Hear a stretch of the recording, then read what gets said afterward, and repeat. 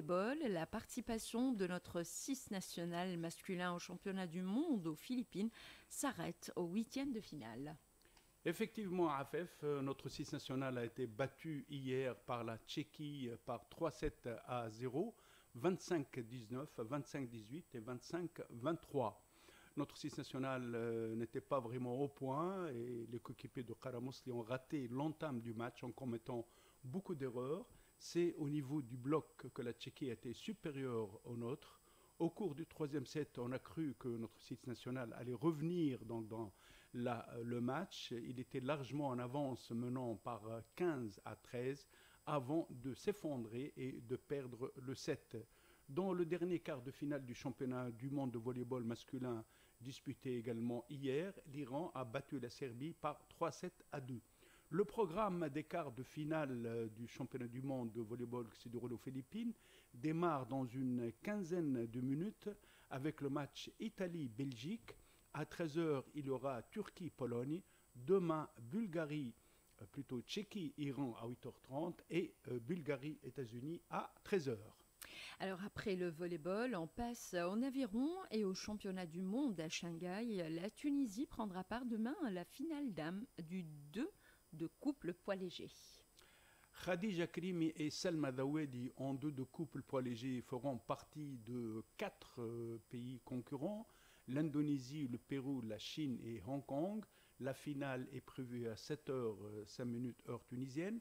Au skiff poids léger, Raïf Qadri, 5e de sa série hier, en 7 minutes 13 secondes 95 centièmes, n'a pas réussi à se qualifier pour l'une des deux demi-finales qui auront lieu demain.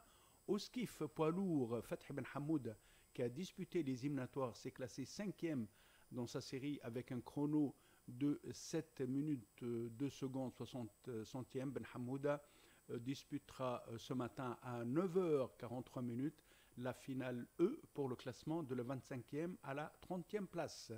Après les championnats du monde à Shanghai qui prendront fin dimanche prochain, notre sélection d'aviron participera au mois d'octobre à 2 compétitions. D'abord le 16e tournoi international de Tunis sur les berges du lac le 5 octobre. Ensuite le championnat d'Afrique d'aviron du 28 octobre au 2 novembre à Pretoria. En basketball, la Fédération internationale confie à notre fédération l'organisation du premier tour éliminatoire africain des poules A et C pour la Coupe du Monde Qatar 2027. Les matchs de ce premier tour ont lieu du 27 au 30 novembre 2025. La Tunisie fait partie du groupe C composé du Nigeria, du Rwanda et de la Guinée, alors que le groupe A comporte le Cameroun, le Cap-Vert, le Sud-Soudan et le Libéria. Le programme de la Tunisie lors de ce premier tour, le 27 novembre, elle sera opposée au Nigeria alors que le Rwanda affrontera la Guinée. Le 28 novembre, il y aura Tunisie-Rwanda et Guinée-Nigeria. Enfin, le 30 novembre, la Tunisie croisera le fer avec la Guinée alors que le Nigeria affrontera le Rwanda. 16 équipes africaines réparties en 4 groupes de 4 chacun participent au premier tour des éliminatoires de la Coupe du Monde qui aura lieu en novembre 2027 au Qatar. Les 3 premiers de chaque groupe se qualifient pour le deuxième tour pour former 2 poules de 6 équipes chacune. Au final, 5 sélections africaines seront qualifiées pour la Coupe du Monde de basketball 2027 au Qatar. Et puis en football, la 3e et dernière partie de la 7e journée du championnat de Tunisie de football de Ligue 1 se déroule cet après-midi.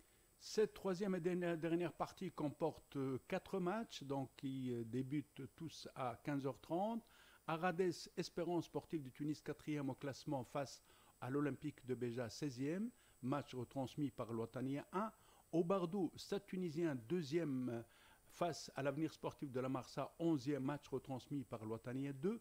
À Soliman 15e devant l'Étoile Sportive du Sahel 14e, match que vous pourrez suivre sur l'Ouattania 2. Enfin à Monastir, l'Union Sportive monastrienne 6e offrira l'hospitalité au Club Athlétique Bizertin 9e. Ce match sera retransmis en différé par Al-Watania 2. Il faut rappeler que cette journée a démarré le samedi 20 septembre. La jeunesse sportive kérouanaise s'est inclinée à domicile face à l'Espérance sportive de Zarzis par 4-1. L'AS Gabès a été tenue en échec à domicile par le club sportif sfaxien 0-0. Le lendemain, Metlaoui a battu le club africain par 1-0 Et Ben Guerdane a été tenu en échec par la jeunesse sportive omranienne, 0 partout. Dès la fin de cette septième journée, la Ligue 1 enchaînera avec la 8e qui débutera après-demain. Au programme, le vendredi 26 septembre, jeunesse sportive de l'Amran, AS Gabès. Le dimanche 28 septembre, club africain, Union sportive de Ben Guerdane. Club athlétique Bizertin, jeunesse sportive kérouanaise. Olympique de Béja, Metlaoui. Espérance sportive de Zarzis, Soliman. Le mercredi 1er octobre, Étoile sportive du Sahel, Stade tunisien. Avenir sportif de la Marsa, Stade tunisien. Et enfin, club sportif sfaxien, Union sportive monastirienne. Handball, le championnat de Tunisie élite masculin reprend ce soir avec les matchs de la 6e journée. Après une longue pause réservée aux participations de nos sélections des jeunes aux compétitions internationales et continentales et au stage de notre sélection nationale masculine, le championnat est de retour aujourd'hui avec 4 matchs qui débutent tous à 17h. Il y aura donc Serkit Zit Bnichiar, Étoile sportive du Sahel, Stade tunisien, El Makarem de Mahdi Teboulba, Sporting Club de Mouknine, face à l'AS Hamamet. Le mercredi 8 octobre, il y aura les 2 derniers matchs, Club africain, Club de handball de Jammel et Espérance sportive de Tunis sur SF. Et puis on part à l'étranger, le duel entre Ousmane Dembélé et Lamine Yamal pour le Ballon d'Or a été remporté par l'attaquant du PSG. Effectivement, Afef, ce Ballon d'Or créé en 1956 par le magazine France Football, est revenu à Ousmane Dembélé, l'attaquant du Paris Saint-Germain, qui succède à l'Espagnol Rodri, le milieu de Manchester City. Chez les dames, c'est l'Espagnol Aitana Bonmati de Barcelone qui l'emporte pour la 3e fois de suite. Ousmane Dembélé, le 6e Français à recevoir le Ballon d'Or. Le dernier en date est Karim Benzema, ex-attaquant de Real Madrid en 2022. La saison exceptionnelle du Paris Saint-Germain avec sa victoire en Ligue des Champions, sa victoire en Supercoupe d'Europe, ses victoires sur le plan national et la finale de la Coupe du Monde des clubs. Le rôle central joué par Dembélé en fait pencher la balance de son côté. Lamine Yamal de Barcelone s'est classé 2e. Vitinha du Paris Saint-Germain est 3e. Mohamed Salah de Liverpool est 4e. Rafinha du Barcelone est 5e. La question que se posent certaines personnes est qui vote pour élire le lauréat du Ballon d'Or? Eh bien, ce sont 100 journalistes des 100 Premières Nations classés par la Fédération internationale de football qui attribuent aux 10 meilleurs joueurs nominés des notes dans cet ordre 15, 12, 10, 8, 7, 5, 4, 3, 2 et 1 point. Pour la Ballon d'Or dames, 50 journalistes seulement procèdent au vote. Pas de commentaires. Pas d'égalité là. Pas de commentaires.